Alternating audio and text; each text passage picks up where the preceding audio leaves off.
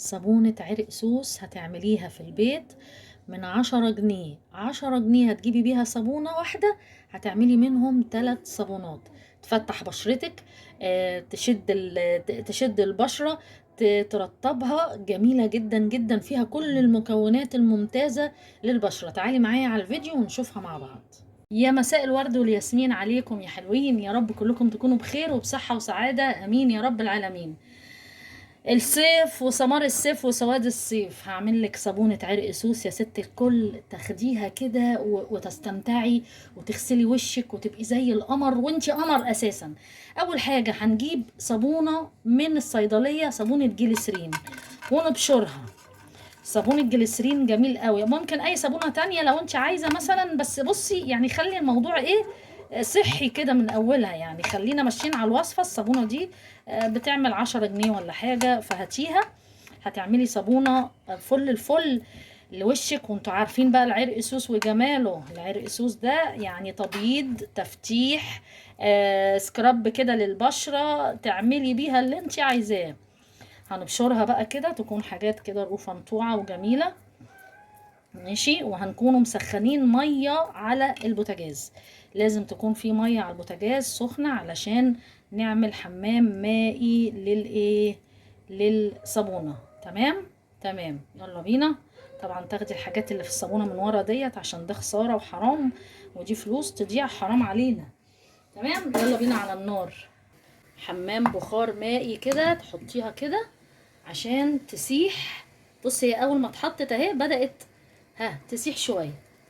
نوطي بس النار كده عشان هي بدأت تعلى، ونحاولوا ان احنا نسيحها تسيح شوية. تمام، سيبيها لحد ما تسيح، لحد ما الصابونة تسيح خالص. تمام اهي، هتبدأ دلوقتي تسيح معانا اهي. بدأت تسيح اهي شوية، بس لازم النار تكون هادية وتسيبيها. بصي بدأت من تحت كده هتسيح، تسيبيها بقى. بصي هنا بقى ساحت ازاي، ساحت خالص ازاي على الحمام البخار، ومفيش فيها كلاكيع ولا حاجة. دي المرحلة اللي انا عايزاها توصل ليها.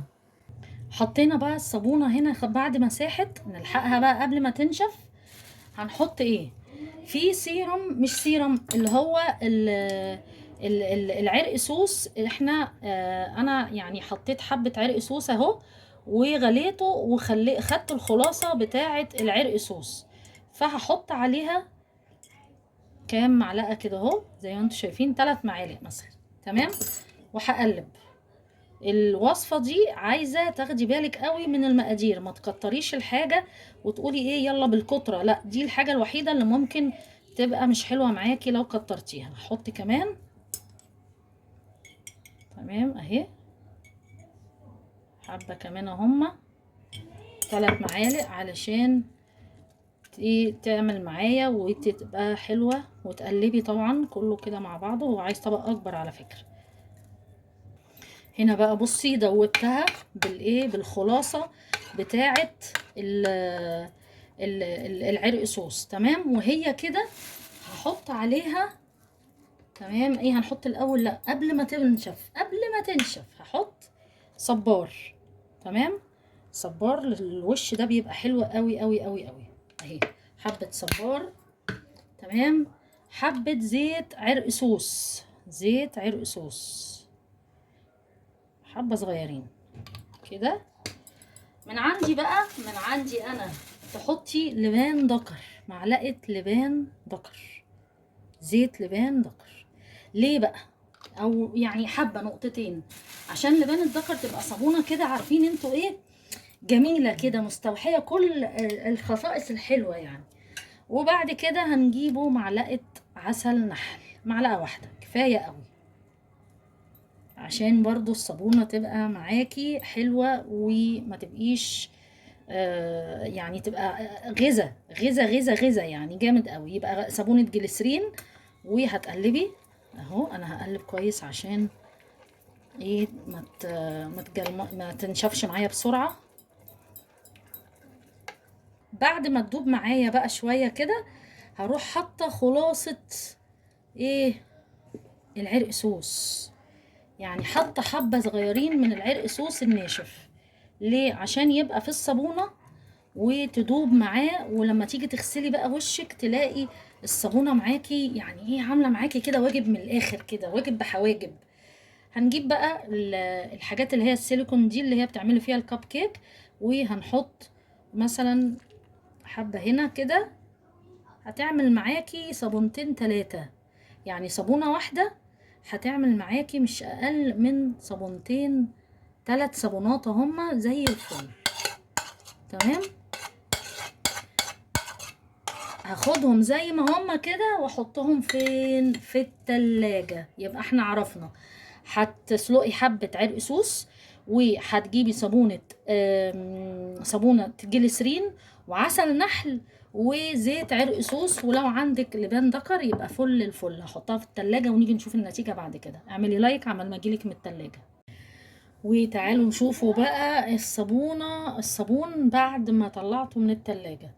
هنفكه كده من الحاجات السيليكون دي، بتبقى سهلة بتطلع على طول. بصوا بقى الصابونة، بصي عاملة ازاي، وجواها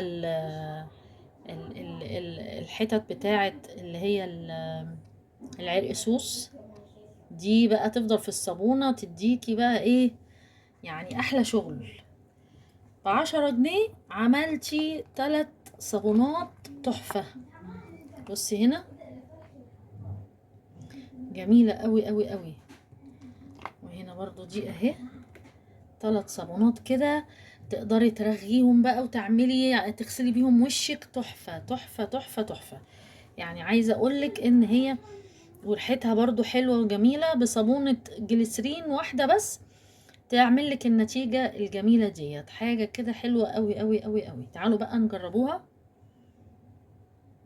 تعالي نشوفوا بقى الرغوة بتاعتها هتبقى عاملة ازاي وعلى البشرة. الله على الجمال، الله على الجمال، الله. شايفة البشرة عاملة ازاي؟ لا وبصي الرغوة، بصي الرغوة تحسي ان انتي لو هتعمليها كده بالماسك كده والله جميلة جميلة جميلة جميلة قوي قوي قوي قوي. بصي الجمال، ناعمة الرغوة، ناعمة وحلوة وجميلة جميلة جميلة جميلة، حلوة قوي قوي قوي قوي قوي. بصي الرغوة تعملي صابونة كده وريحتها حلوة برضو جميلة، ريحتها عرقسوس عرقسوس، فهماني؟ تبيض معاكي وترطب معاكي حلوة قوي. يعني بصي فيها زيت وفيها صبار وفيها زيت عرق سوس والخلاصة بتاعت العرق سوس، هتعمل معاكي فرق كبير خالص خالص خالص. طب والله حاسة ان في فرق، يعني مش تبييض مع الاستخدام هتبقى حلوة، ولكن حاسة ان في عارفة كده ايه، ترطيب كده ونعومة وحاجة كده ايه فاخر من الاخر. اعملي الصابونة دي في البيت بدل ما تروحي تشتريها بالشيء الفلاني من بره. في ناس بتعملها الصابونة ب80 جنيه، الصابونة ب50 60 جنيه، مش اقل من 60 جنيه. اعمليها في البيت عندك وتبقى المكونات بتاعتك عندك وحاجتك عندك، بتعمليها بأرخص سعر، مش هتحسي بيها خالص، وهتقعد معاكي فترة. لو هتغسلي وشك كل يوم الصبح وبالليل بيها هتلاقي فرق فظيع في بشرتك ان شاء الله. يا رب الوصفة تكون عجبتك، ما تنسيش تعملي لايك واشتراك، ويلا باي باي.